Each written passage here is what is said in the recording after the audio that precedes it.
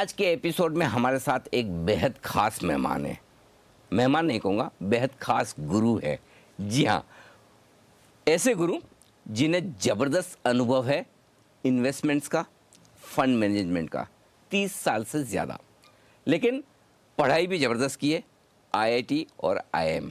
अब आप ये कहेंगे कि ये तो कॉम्बिनेशन बड़ा ज़बरदस्त था, जहाँ एक और अच्छी पढ़ाई और दूसरी ओर एक बेहतरीन काम, और वो भी ऐसा जो देश के सबसे प्रतिष्ठित म्यूचुअल फंड के साथ किया हो। तो फिर आज जो आपको अगले आधे घंटे में सीखने को मिलेगा इस गुरुकुल में, वो बेहद लाजवाब होगा।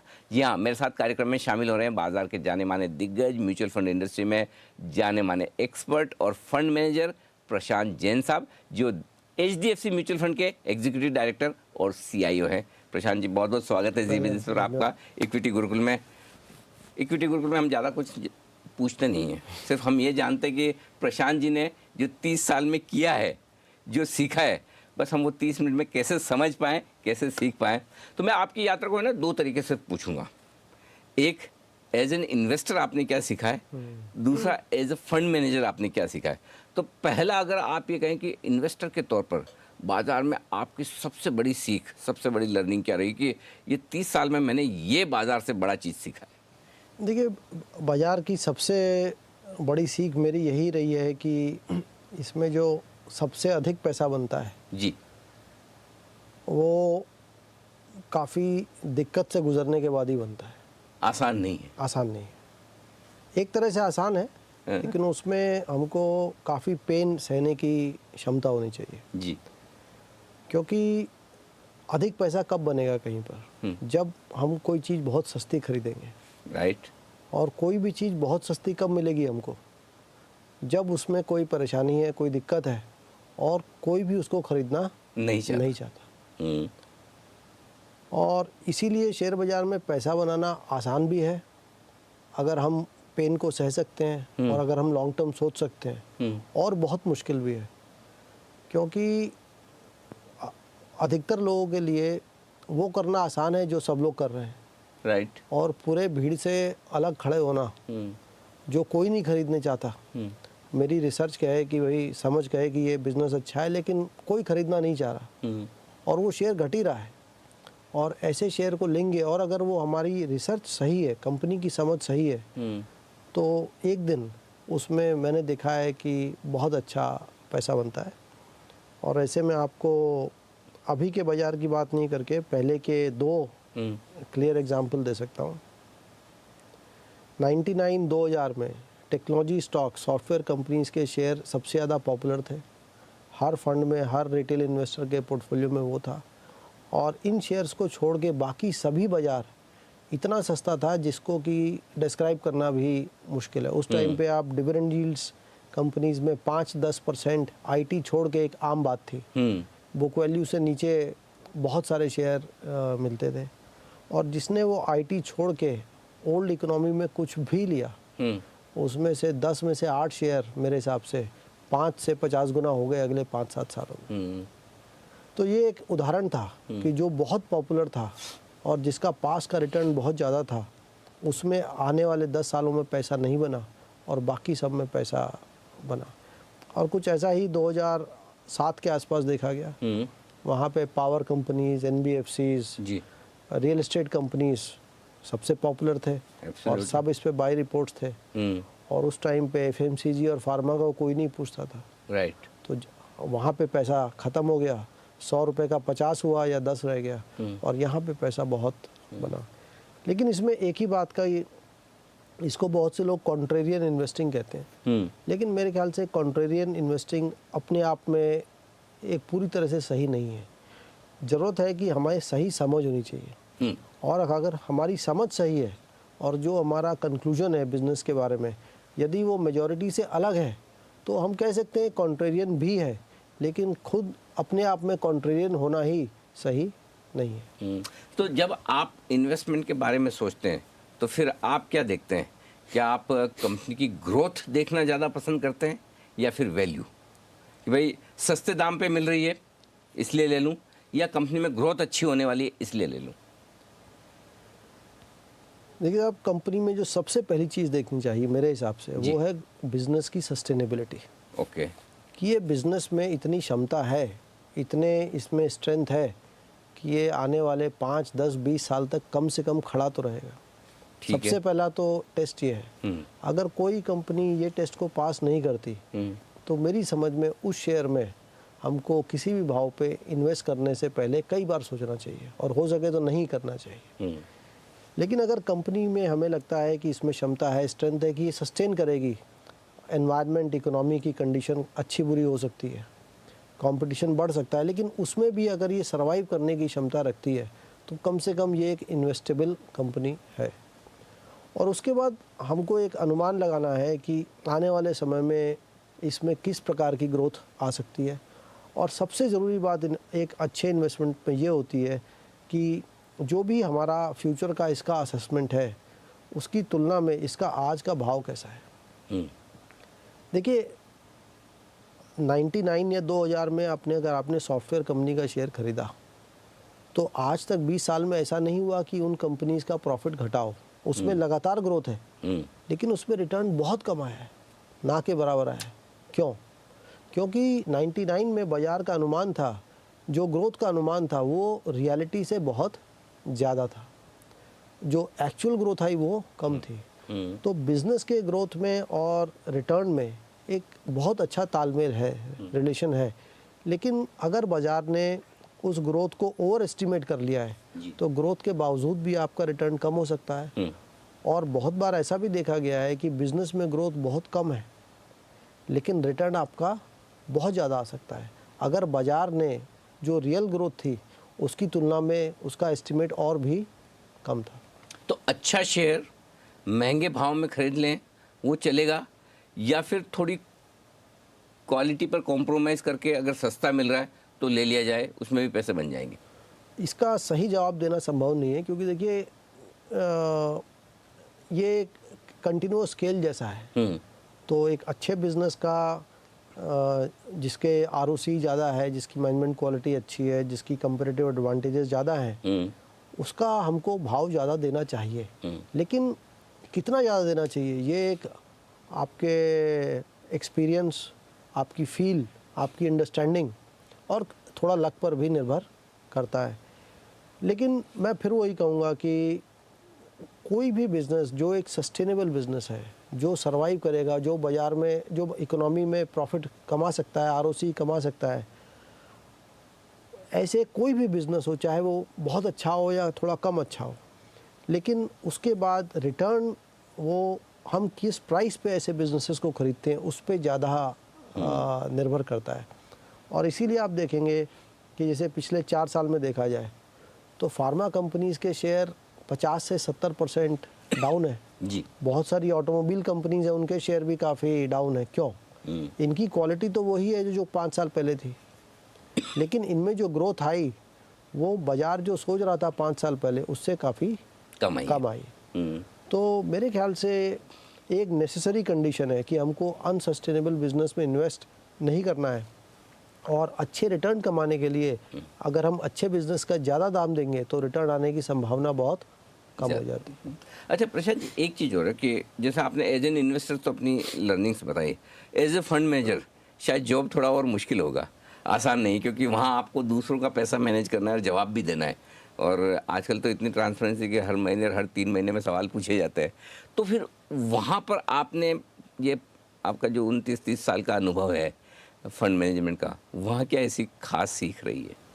मैं तो देखिए फंड मैनेजर एक एक्सीडेंट से बना, मेरी अच्छा। कोई ऐसी प्लानिंग नहीं थी। मैं तो एसबीआई में गया म्यूचुअल फंड में, तो मैं थोड़ा लेट ज्वाइन किया था, तो उन्होंने कहा कि इस बैच में अब तुम लास्ट आए हो तो अब आप इक्विटी रिसर्च करिए, क्योंकि उस समय में 91 में आप बिलीव नहीं करेंगे, इक्विटी रिसर्च में कोई प्रेफरेंस नहीं थी किसी की। लोग मर्चेंट बैंकिंग या प्रोजेक्ट अप्रेजल की ज़्यादा प्रेफरेंस थी। तो मेरे को तो क्योंकि कुछ और ऑप्शन नहीं बचा था इसलिए इक्विटी रिसर्च में भेजा गया।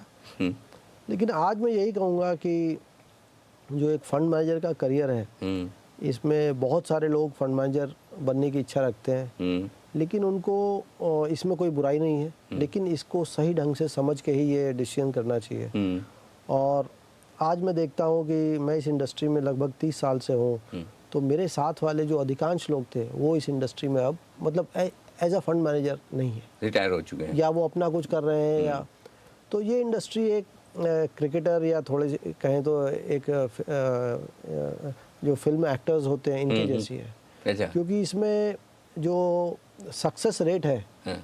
ये लंबे समय तक सक्सेस बहुत कम है और इसमें फेलियर रेट बहुत ज़्यादा है। क्योंकि तो बहुत सारे लोग क्रिकेटर बनना चाहते हैं, लेकिन उसमें से सब लोग ये सोचते हैं कि मैं सचिन बन जाऊंगा, लेकिन उसके पीछे एक सचिन के पीछे 90 या 99 लोग नहीं बन पाते। तो लाइफ में, करियर में अगर हमको कोई डिसीजन लेना है तो एक एवरेज आउटकम को देख के लेना चाहिए, और उसको जो एक आउटलायर आउटकम है उसको देख के नहीं लेना चाहिए। तो मेरी सब यंगस्टर्स को यही राय होती है। हाँ, लेकिन अब जहाँ तक पोर्टफोलियो का सवाल है, आप क्योंकि फंड चलाते हैं, किस तरह से आप ये डिसाइड करते हैं कि अगर किसी एक शेयर को मैंने सही वक्त पर ख़रीदा है तो मैं इसे बेचूं ना? क्योंकि कई बार पैसा जल्दी बन जाता है, ज़्यादा बन जाता है, तो फिर वो ऐसा लगता है कि निकल जाए। तो ये होल्ड, बाय एंड होल्ड वाली स्ट्रेटजी वो आप कैसे अपनाते हैं? नहीं, देखिए इसमें जवाब बड़ा सिंपल है, थोड़ा समझना लेकिन मुश्किल है। जो प्रतिदिन का जो डेली का जो प्राइस है उसी को हमको अपनी कॉस्ट समझना चाहिए। अच्छा। मैंने शेयर, आज शेयर का भाव 100 रुपया है, या तो मैंने उसको 50 में खरीदा या 200 में खरीदा, राइट। एक में घाटा है, एक में फ़ायदा है। लेकिन जब मैं 100 रुपये पे आज होल्ड करता हूँ तो मुझे आज यही सोचना चाहिए कि मैं आज इसको 100 रुपये में खरीद रहा हूँ। अच्छा। क्यों, अगर वो 100 से 150 हो जाएगा अगर अनुमान है, तो भले ही 200 में खरीदा, लेकिन अब तो 100 हाथ में तो मेरे 100 ही रुपये है। करेक्ट।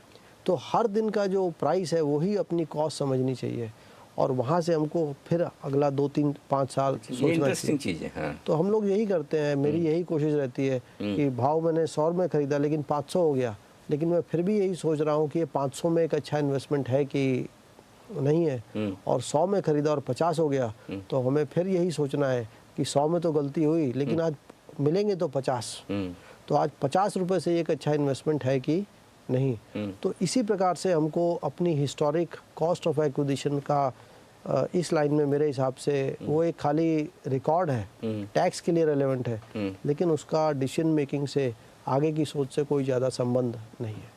तो लेकिन फिर ऐसी सिचुएशन में क्या ये शेयर आप जल्दी बेचने का मन हो जाता है कि समझिए आपने 100 में ख़रीदा था, आज 500, और आप तो आज 500 के हिसाब से सोच रहे हैं कि ये 500 में रखूँ या ना रखूँ, और अगर आप महंगा लगे तो क्या फिर वो प्रॉफिट बुकिंग भी जल्दी हो जाती है? और इस तरह के कभी कोई ऐसे रिग्रेट्स हुए हैं आपको फंड मैनेजमेंट में या इन्वेस्टमेंट में कि ये शेयर जल्दी बेच दिया, इसे और रखना था? एक नहीं, बहुत हुए हैं।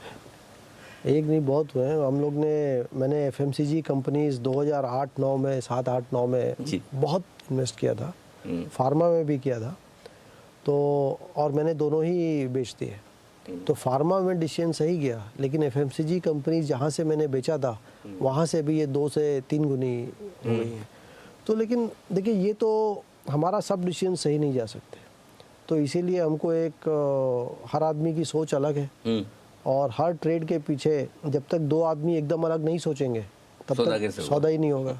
तो 2 में से एक ही सही जाएगा।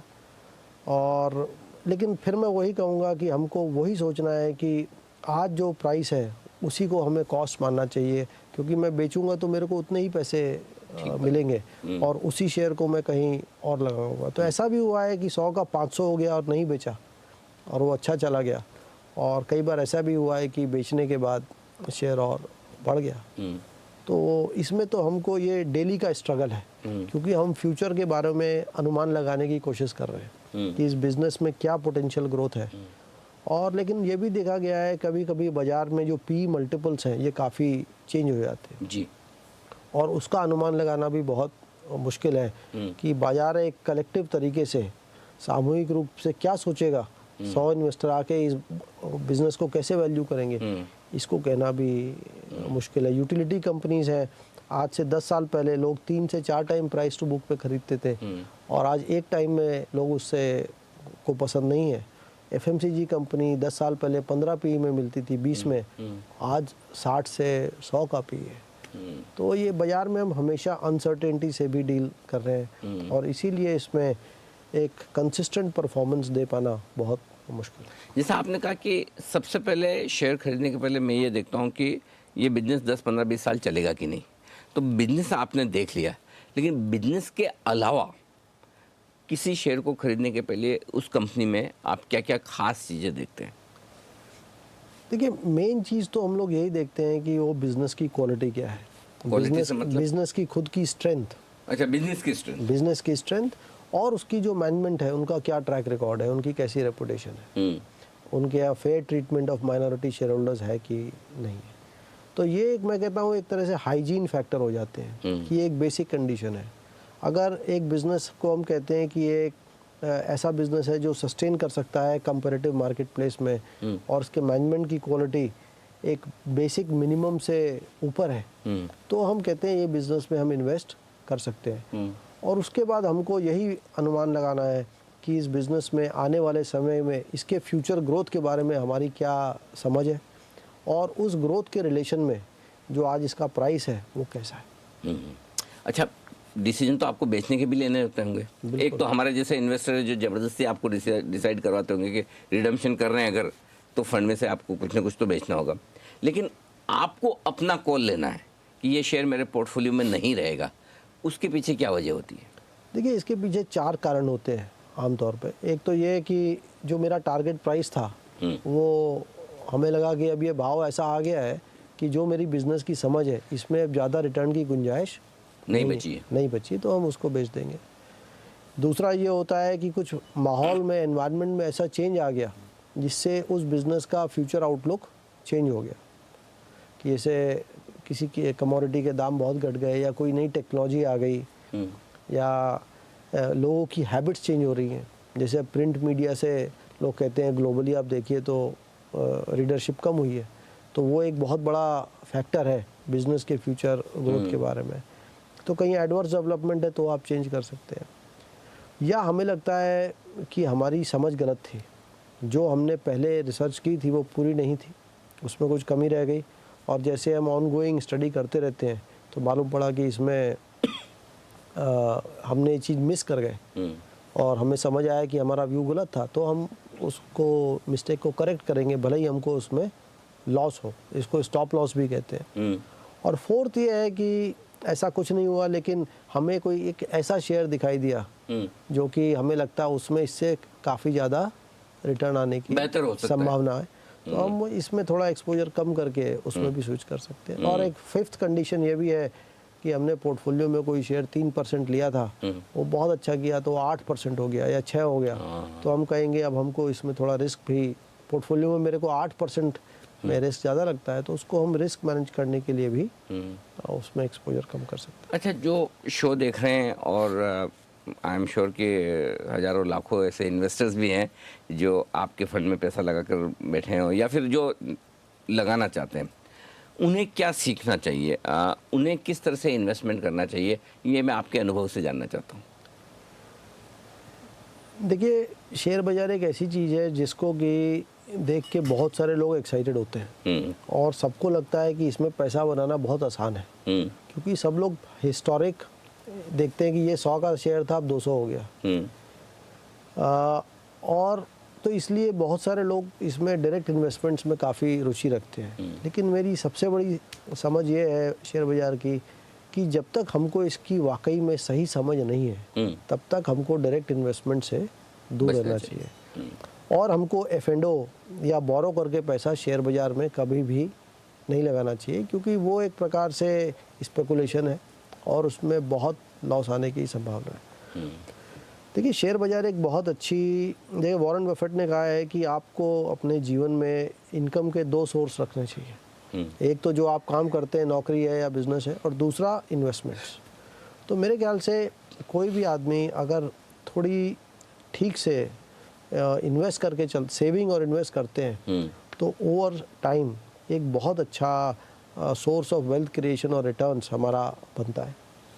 और इसके बारे में मेरी लोगों को एक ही राय है कि जो भी उनकी वेल्थ है, जो भी उनकी सेविंग है, उसके 2 हिस्से करिए। अच्छा। हाँ, एक हिस्सा है वो जिस पे हम कहते हैं कि ये पैसे मेरे को 5 से 10 साल के लिए नहीं चाहिए, ठीक है।